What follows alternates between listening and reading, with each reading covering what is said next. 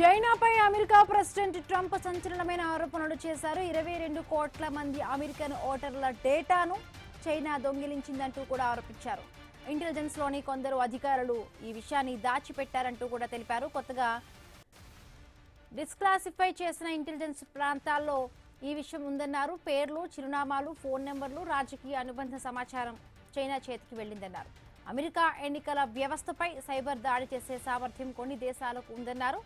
Russia, China, Iran, ఉత్తర కొరియాకు దాడి చేసే సామర్థ్యం ఉందని నివేదికలు తెలిపాయంటూ వెల్లడించారు. చైనా జోక్యంపై సమాచారాన్ని దాచిపెట్టిన వ్యవహారంలో ఎంక్వైరీకి ట్రంప్ ఆదేశించారు.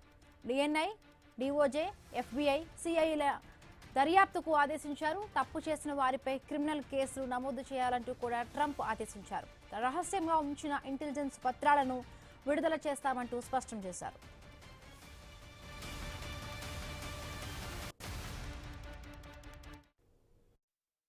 Engaged in other election-related activities to undermine my first administration and our 2020 campaign.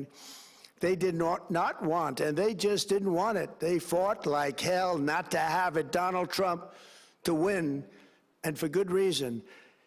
As the documents we are releasing show, CIA reporting explicitly stated, and I quote, in mid-2018, the Chinese Communist Party's policy was to leverage all domestic and foreign elements that were opposed to the U.S. president in an effort to reduce the U.S. president's votes and make him resign or prevent his re-election.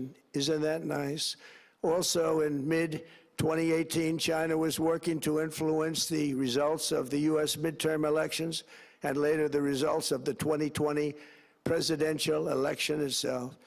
Separately, in mid-2019, the Chinese government's strategy against the United States, China engaged. Trump ఆరోపణలకు China counter ఇచ్చింది. America ఎన్నికల్లో తాము ఎప్పుడూ జోక్యం చేసుకోలేదని, చేసుకోబోమని కూడా China స్పష్టం చేసింది. ఈ మేరకు చైనా దౌత్య కార్యాలయం ప్రకటనను విడుదల చేసింది. ఇతరుల అంతర్గత వ్యవహారాల్లో జోక్యం చేసుకోకూడదనే సూత్రానికి చైనా మొదటి నుండి కట్టుబడి ఉందని పేర్కొంది. అమెరికా ఎన్నికలు ఆ దేశ అంతర్గత విషయమని తెలిపింది. వాటి ఫలితాన్ని ఆ దేశ ఓటర్లు నిర్ణయిస్తారంటూ స్పష్టం చేసింది.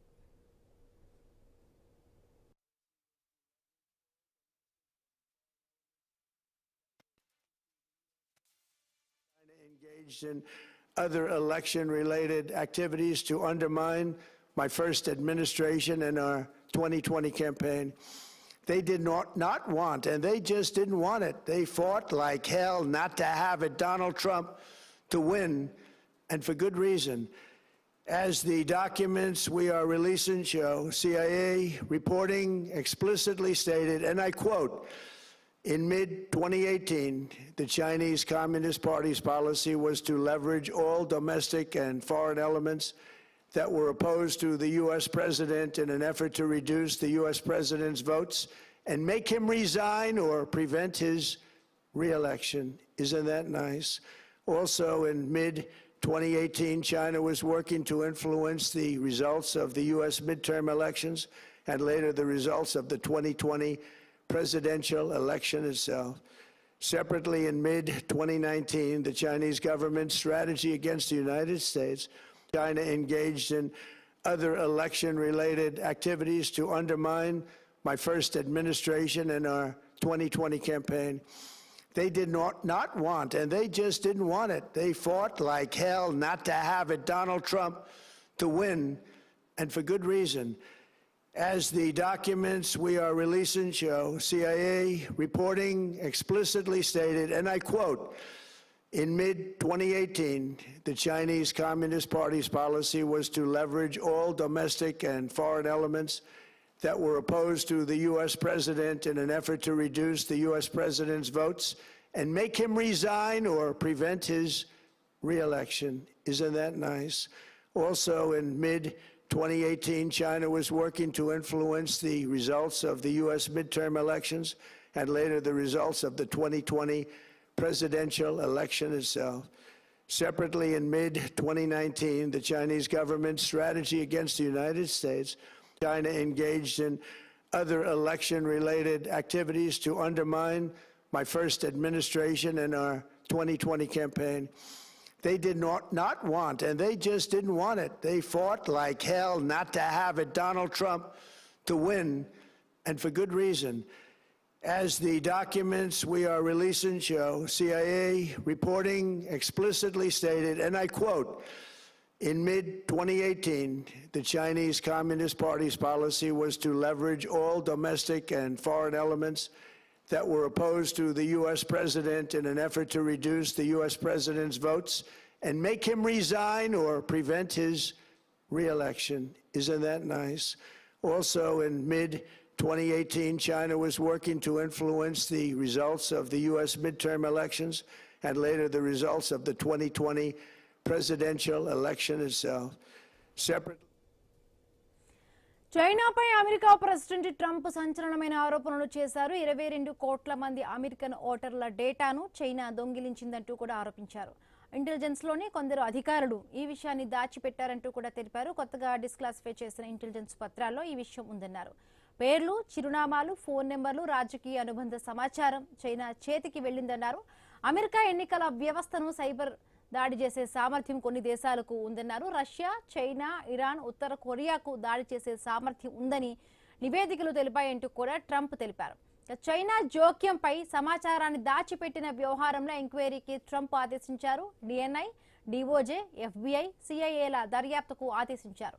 తప్పు చేసిన వారిపై క్రిమినల్ కేసులు నమోదు చేయాలంటూ కూడా ట్రంప్ ఆదేశించారు.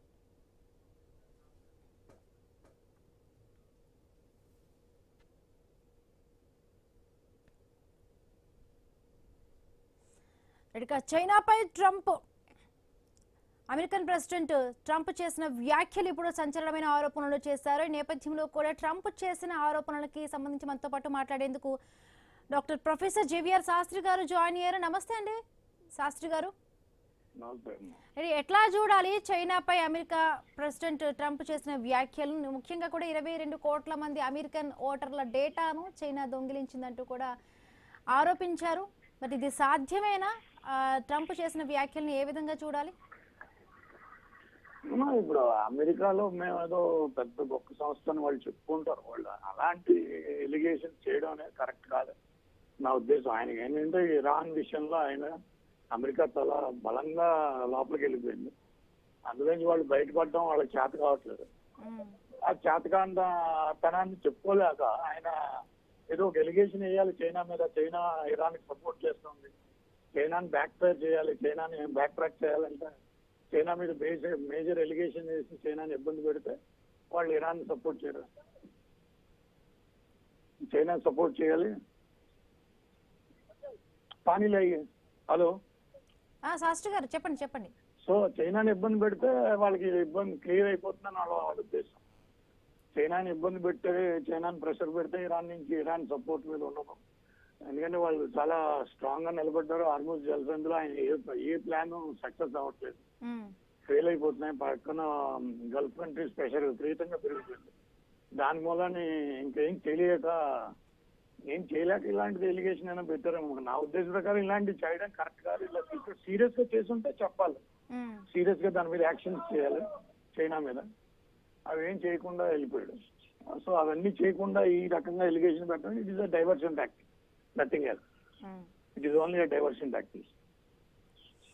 ఎస్, అంటే శాస్త్రి గారు, అంటే దీనికి కౌంటర్ గా కూడా చైనా కూడా స్పందించింది. అసలు ఒక దేశం వ్యవహారాల్లో కూడా మేము ఇన్వాల్వ్ అవ్వాల్సిన అవసరం లేదు అంటూ కూడా చైనా కూడా ఒక ప్రకటన అయితే విడుదల చేసింది. నిజంగానే ఇప్పుడు చైనా చెప్పిన స్టేట్మెంట్ని కూడా అది ఒక ఆ దేశానికి సంబంధించిన ఆంతరిక వ్యవహారం కానీ లేకపోతే రాజకీయం సంబంధించి కూడా మేము ఎందుకు చేసుకుంటామంటూ కూడా చెప్పింది.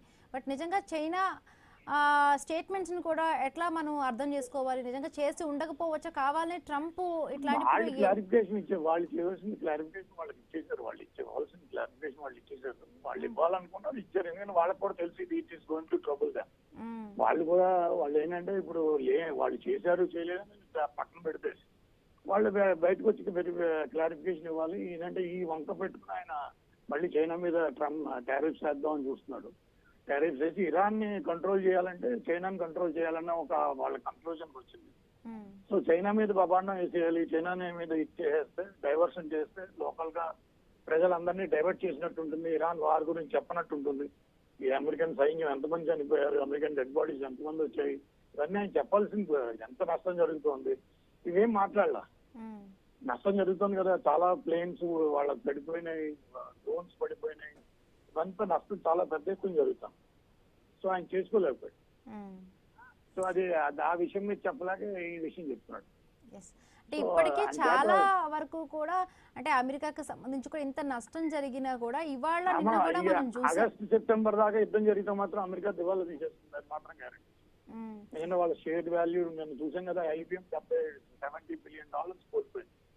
$70 బిలియన్ స్టాక్ ట్రేడింగ్ లో కోల్పోవడం, అక్కడ అంతా స్టాక్ మార్కెట్స్ అన్ని వాలటైల్కి వెళ్ళిపోవడం, ఇవన్నీ వాళ్ళకి చాలా ఇబ్బందిగా ఉంది. ఆయన బయటకు వచ్చేయాలనుకున్నాడు కానీ రాలేకపోతున్నాడు.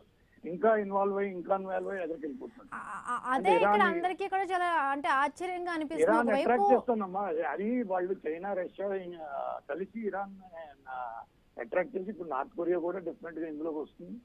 వాళ్ళు చాలా స్మార్ట్ గా అమెరికాని ఇందులో ఇన్వాల్వ్ చేస్తారు. వాళ్ళు ఇంక ఇందులో బయటపడ్డా ఆయన అప్పుడే బయటకు వెళ్ళిపోవాల్సింది. అమ్మో ఈ సైన్ అయిపోయి ఆయన ఎదురుకి వెళ్ళిపోవాలి, ఆయన మళ్ళీ రెచ్చగొట్టుకుని ఆయన. అంటే శాస్త్రి గారు ఇప్పుడు ఇంత నష్టం జరిగినా ఆయనకి కూడా తెలుసు బయటపడలేకపోతున్నాడు. అయినా కూడా నిన్న కూడా మళ్ళీ అక్కడ ఇరాన్ లో అంటే దాడులు చేయడం అవన్నీ మనం చూస్తున్నాం. అంటే ఏంటి ట్రంప్ అంటే ఏం వైఖరి? ఇంకొకటి ఇప్పుడు ఈ లేటెస్ట్ గా చేసిన చైనా దొంగిలించిందంటూ కూడా అమెరికన్ పౌరుల యొక్క ఇన్ఫర్మేషన్ అంతా దొంగిలించిన స్టేట్మెంట్ చెప్పడం వల్ల కూడా ఇప్పుడు ఆయనకి ఏమైనా ఎలక్షన్స్ లో ఏమైనా కలిసి వస్తుందా, లేకపోతే అమెరికన్ పౌరులు ఏమైనా కూడా నమ్మే స్థితి ఉంటుందా ఇప్పుడు ఆ ట్రంప్ మాట?